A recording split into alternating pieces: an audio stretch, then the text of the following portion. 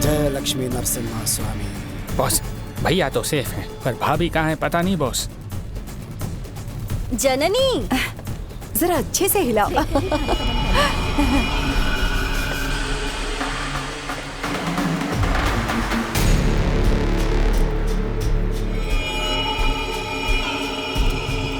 जरा ध्यान से। हाँ थोड़ा उधर भी रख देंगे। हाँ ठीक है, ये सब मैं संभाल लूंगी, तुम दूसरे काम देख लेना। भाभी, हाँ, हमें पूजा के लिए देर हो रही है, पंडित जी बुला रहे हैं। अरे पर यहाँ का काम बाकी है, प्रसाद बनाने वाला अभी ही आप आया जाइए है। ना, मैं संभाल लूंगा। लेकिन आप लोग जल्दी से जाइए, यहाँ मैं सब संभाल लेता हूँ। जाइए जाइए जाइए, सब लोग जाइए। ठीक है।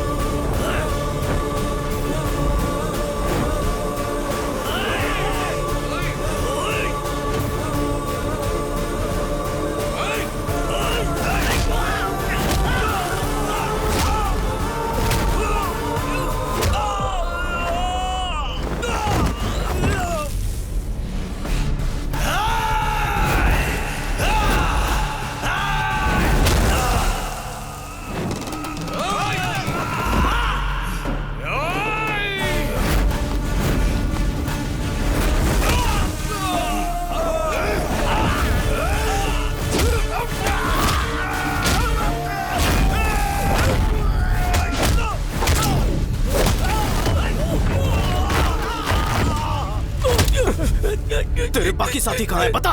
राइस मिल में। सब लोग अपनी शक्लें बदल कर बाहर निकलो जल्दी।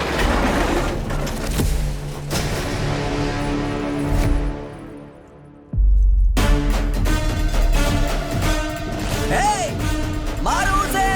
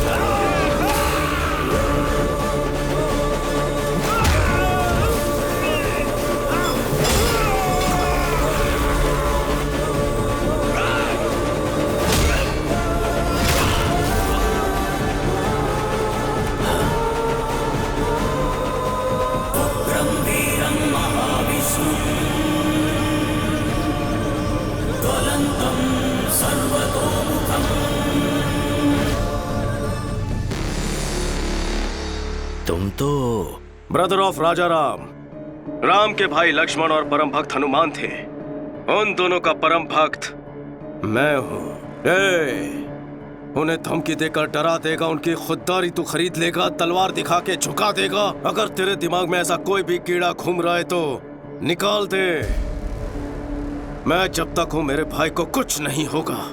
उनकी तरफ उठने वाली हर आंखें, उनकी तरफ उठने वाली हर तलवार, उनकी तरफ उठने वाला हर सर मैं काट के रख दूंगा। हनुमान ने राम जी के लिए रावण की सोने की लंका जलाई, वैसे ही मैंने बचपन में लाइसेंस के लिए तेरा पूरा गोदाम जला दिया था। अगर मेरे भाई को खरोंच भी आई तो तूफान बनकर तेरे साम्राज्य को तिनके की तरह बिखेर दूंगा। जाकर बोलते अपने दामाद को।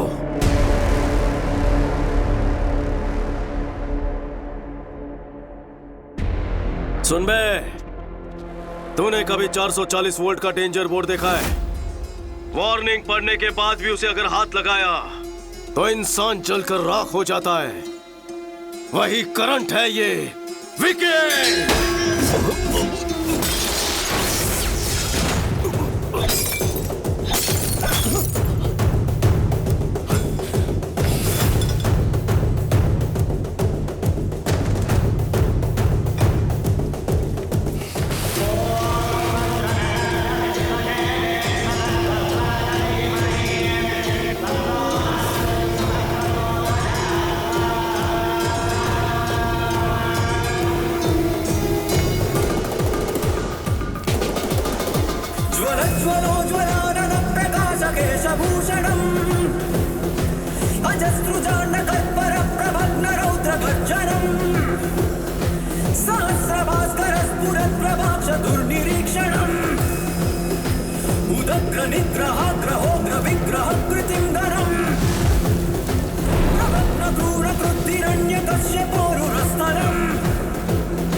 विचक्षणं विलक्षणं प्रतीक्षणं परीक्षणं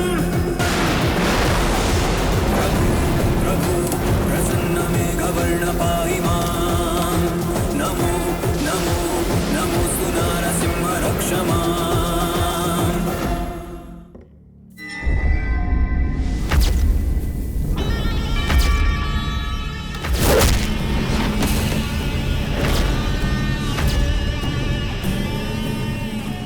दामाद जी, उसका कोई छोटा भाई है, मुझे पहले क्यों नहीं बताया? वो बात ये है कि पूरा खेल बिगाड़ दिया उसने।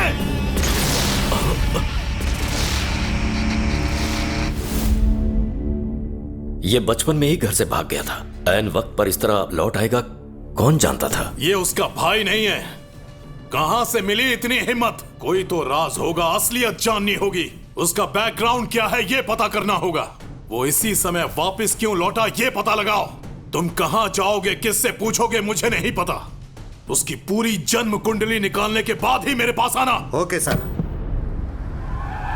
राजा राम जी। हाँ कहिए, क्या हुआ? सर, अनाथ आश्रम केस में बेल कैंसिल होने के चांसेस हैं। अगर ऐसा होता है तो शायद आपको जेल जाना पड़ सकता है। सुनिए जी, जज अग्रवाल को तो आप जानते ही हैं ना, उनसे बात करिए ना। मैं बात करता हूँ।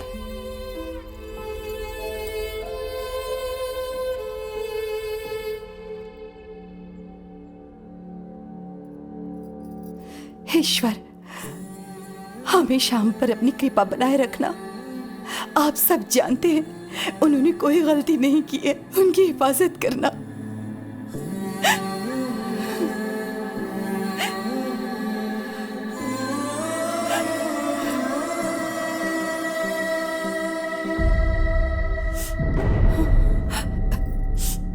अब इस तरह आंसू तो छुपा लेंगी भाभी, लेकिन आंखों में जो दुख है उसका क्या? ऐसा कुछ नहीं है विकी। मुझे और पराया मत करो भाभी। उनका छोटा भाई बनकर नहीं, एक बेटे के रिश्ते से पूछ रहा हूँ। जीके की भैया से क्या दुश्मनी है? बताइए भाभी, आपको मेरी कसम, क्या हुआ था?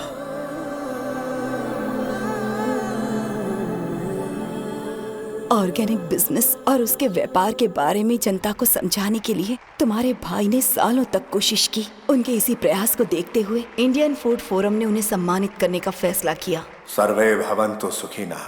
सभी को मेरा नमस्कार। केंद्र सरकार की कृषि योजना और जैविक खाद्य को लेकर मैंने नया कुछ नहीं किया है। ऋषि मुनियों ने सालों पहले इसकी शोध की। वो हमारे राष्ट्र की संपदा है। बढ़ते रोग आधुनिक कृषि शैलियों की वजह से होते हैं। स्वच्छ आहार और सच्चे रिश्ते, ये दोनों अच्छे स्वास्थ्य के स्तंभ हैं। सर्वे जना सुखिनः भवन्तु। राजा राम जी का इंडियन फूड फोरम की तरफ से सर्वोत्तम खाद्य उत्पादक का अवार्ड देकर सम्मानित करना हमारे लिए गर्व की बात है। तभी जी के नाम के एक बिजनेसमैन के खिलाफ एक्सपोर्ट्स तो दूर, इंडिया में भी ऐसे प्रोडक्ट्स ना बनाने दूंगा ना बेचने दूंगा। तुम्हारे भाई की शिकायत करने पर जीके के सारे प्रोडक्ट्स बैन कर दिए गए, पर उसने ब्रांड का नाम बदलकर फिर से वही सारे प्रोडक्ट्स बेचना शुरू कर दिया। एक बार तुम्हारे भाई के ऑर्गेनाइज किए ऑर्गेनिक फूड एग्जीबिशन में पापा राव और उसके दामाद ने बिना परमिशन के स्टॉल लगाया। These are not organic. They are chemical products. इन्हें यहाँ स्टॉल किसने लगाने दिया? हमें नहीं पता राजा। आपका एंट्री पास कहाँ है? राजा राम, तुम्हें यहाँ आने में 1 मिनट देर कैसे हो गई? बाप रे बाप। ए मैनेजर, इन्हें बताया नहीं क्या? ये किसी अरे गहरे का नहीं, पापा राव का स्टॉल है। जैसे तुम वैसे तुम्हारे मिलावटी प्रोडक्ट्स। जीके ब्रांड्स कोई मामूली नाम नहीं है, इंटरनेशनल है। फिर तुम्हारे भैया ने एक प्रेस कॉन्फ्रेंस बुलवाकर जीके की सारी असलियत बता दी। इनमें परमिट लेवल से ज्यादा केमिकल्स हैं। ये मैं बिल्कुल चलने नहीं दूंगा। जीके फूड्स की वजह से कितने लोगों ने अपनी जान गंवाई है। GK foods are dangerous. Say no to GK foods. Eat food not chemicals. GK foods को बैन करो। तुम्हारे भाई के बयान की वजह से जीके के सारे शेयर्स गिर गए, उनका सारा इंटरनेशनल बिजनेस भी ठप पड़ गया। इनके पास सबूत है। इस एक स्टेटमेंट से जीके तुम्हारे भाई से डरने लगा। उसने पापा राव को हमारे होटल में भेजकर तुम्हारे भाई को धमकी दी। पापा राव, भोजन करते आदमी को उठाना पाप है क्या? यही है तुम्हारे संस्कार? सुन बे, जीके फूड के बारे में जो तूने कहा था वो स्टेटमेंट बदल दे। तू प्रेस को ये बता दे कि तुझे गलत सूचना मिली थी, भूल से ये बयान दिया। जीके फूड्स आर सुपर, बस इतना ही कहना है तुझे। अगर ऐसा नहीं कहा तो अंजाम बुरा होगा। मेरा चाहे जो भी अंजाम हो, तेरे दामाद के प्रोडक्ट सेफ है ऐसा मैं कभी नहीं कहूंगा। ये जीके जनता को जहर बेच रहा है, ये तुमने सही कहा था, लेकिन जीके कितना जहरीला है ये तुम्हें आगे पता चलेगा। उसके बाद जननी की शादी तय हो गई। जब भी हमारे घर में कोई खुशी का मौका आता तो अपने होटल से अनाथ बच्चों के लिए खाना भिजवाया जाता। हमारे घर की यही परंपरा रही है। लेकिन उस दिन जो खाना पहुंचा था उसमें किसी ने जहर मिला दिया था, जिसकी वजह से सारे बच्चे बीमार पड़ गए। हॉस्पिटल में जिंदगी और मौत के बीच झूलने लगे। सिस्टर, ऑक्सीजन लाइन कनेक्ट करो जल्दी।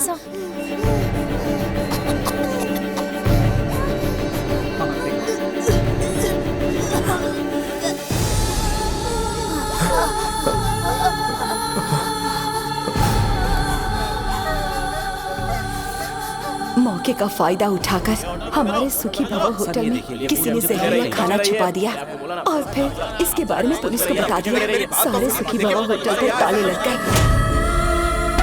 अनाथ बच्चों को जहर देने के आरोप में तुम्हारे भाई को अरेस्ट कर लिया गया। चिंता मत करो, सब ठीक होगा।